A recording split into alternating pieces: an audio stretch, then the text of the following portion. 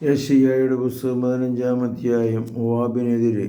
മോവാബിനെ സംബന്ധിച്ചുണ്ടായ അരുളപ്പാട്. ഒറ്റ രാത്രി കൊണ്ട് ആർപ്പട്ടണം നിർജ്ജനമായി. മോവാബ് നശിപ്പിക്കപ്പെട്ടു. ഒറ്റ രാത്രി കൊണ്ട് കീർ നിർജ്ജനമായി. മോവാബ് നശിപ്പിക്കപ്പെട്ടു. അതിനാൽ ദിബോൻ്റെ പുത്രി വിലപിക്കുവാൻ വേണ്ടി പൂജാഗിരിയിലേക്ക് പോയിരിക്കുന്നു. നെബോയെയും മെദാബായെയും കുറിച്ച് മോവാബ് വിലപിക്കുന്നു. എല്ലാ ശിരസിലും മുണ്ഡനം ചെയ്തിരിക്കുന്നു. എല്ലാവരുടെയും താടി ക്ഷൗരം ചെയ്തിരിക്കുന്നു. തെരുവീതിയിലൂടെ അവർ ചാക്കുടുത്ത് നടക്കുന്നു. പുരമുകളിലും പൊതുസ്ഥലത്തും എല്ലാവരും കരയുകയും കണ്ണീരൊഴുക്കുകയും ചെയ്യുന്നു. ഹെഷ്ബോണും ഏലേയും ഉറക്കെ കരയുന്നു. അവരുടെ സ്വരം യഹസ്തരെ കേൾക്കാം. മോവാബിനെ ആയുധമാക്കുകയും ഉച്ചത്തിൽ നിലവിളിക്കുന്നു. അവൻ്റെ ഹൃദയം വിറകൊള്ളുന്നു.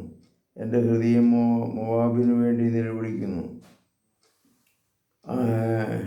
അവിടുത്തെ ജനം സെവാദിറിലെയും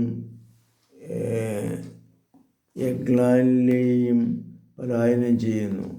ലുഹീത്തു കയറ്റം അവർ കരഞ്ഞുകൊണ്ട് കയറുന്നു. ഹൊറോബായിലേക്കുള്ള വഴിയിലും അവർ നാശത്തിൻ്റെ നിലവിളി ഉയർത്തുന്നു. നിമ്രിയിലെ ജലാശയങ്ങൾ വറ്റി വരണ്ടു. പുല്ലുകൾ ഉണങ്ങി, ഇളം തണ്ടുകൾ വാടിപ്പോയി. പച്ചയായതൊന്നും അവിടെ കാണുന്നില്ല. അതിനാൽ അവർ സമ്പാദിച്ച ധനവും നേടിയതൊക്കെയും അരളിച്ചെടികൾ തിങ്ങി നിൽക്കുന്ന അരുവിക്കരയിലേക്ക് കൊണ്ടുപോകുന്നു. ഒരു നിലവിളി മോവാബിലാകെ മുഴങ്ങുന്നു. അത് എഗ്ലായിലും മെറയിലും വരെ എത്തുന്നു. ദിനോദിലെ ജലാശയങ്ങൾ രക്തം കൊണ്ട് നിലവിളിക്കുന്നു. ദിബോൻ്റെ മേൽ ഇതിലധികം ഞാൻ വരുത്തും. മോവാബിൽ നിന്ന് രക്ഷപ്പെടുന്നവരുടെയും ദേശത്ത് അവശേഷിക്കുന്നവരുടെ മേൽ ഒരു സിംഹത്തിൻ്റെ മേൽ ഞാൻ അയക്കും. കർത്താവെ, അനുഗ്രഹിക്കണമേ. പരിശുദ്ധ പരമ ദിവ്യകാരുണ്യത്തിന് നേരവും ആരാധനയും സ്തുതിയും പുകഴ്ചയും ഉണ്ടായിരിക്കട്ടെ. ഈശോ മിശിഹായ്ക്കും സ്തുതിയായിരിക്കട്ടെ.